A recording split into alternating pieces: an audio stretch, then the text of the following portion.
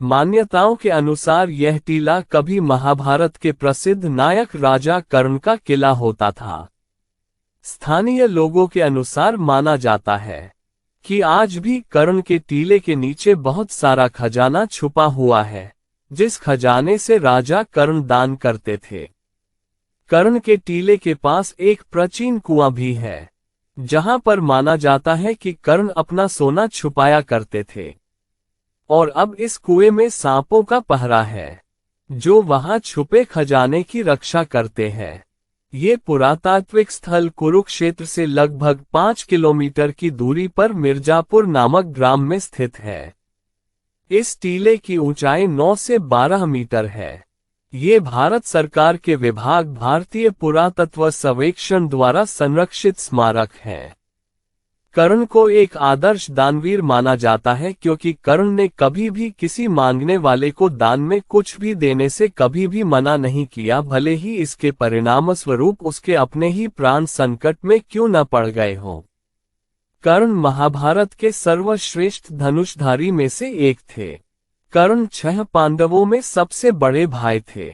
कर्ण की वास्तविक मां कुंती थी और उनके धर्मपिता महाराज पांडु थे। कर्ण के वास्तविक पिता भगवान सूर्य थे।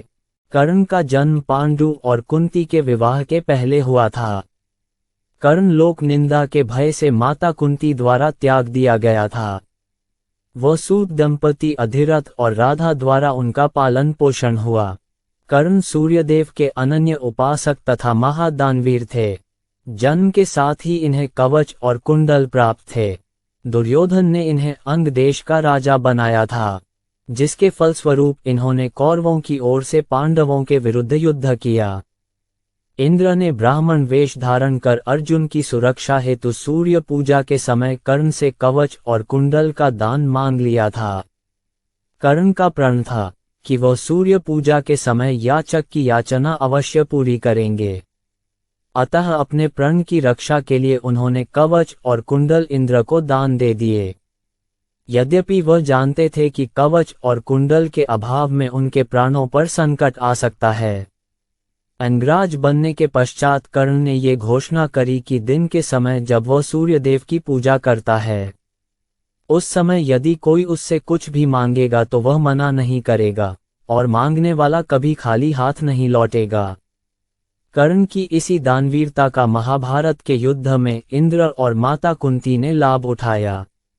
महाभारत के युद्ध के बीच में कर्ण के सेनापति बनने से एक दिन पूर्व इंद्र ने कर्ण से साधु के भेष में उससे उसके कवच कुंडल मांग लिए, क्योंकि यदि ये कवच कुंडल कर्ण के ही पास रहते तो उसे युद्ध में परास्त कर पाना असंभव था।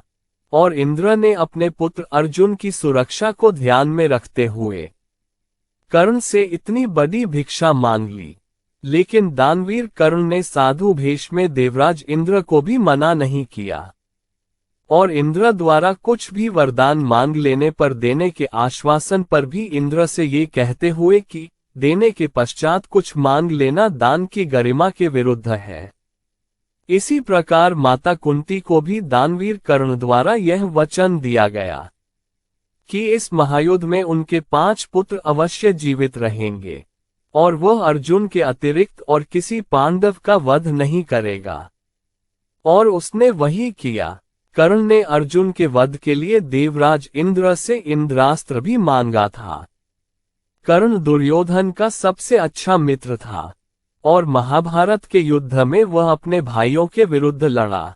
17वें दिन युद्ध में कर्ण और अर्जुन में महाभीषण युद्ध हुआ था और इस युद्ध में कर्ण और अर्जुन दोनों ही एक दूसरे पर महाअस्त्र का प्रयोग कर रहे थे कि तभी कर्ण के रथ का पहिया जमीन में धंस गया और कर्ण उसे नहीं निकाल पा रहा था और तभी श्री कृष्ण के संकेत पर अर्जुन ने कर्ण का वध कर दिया था।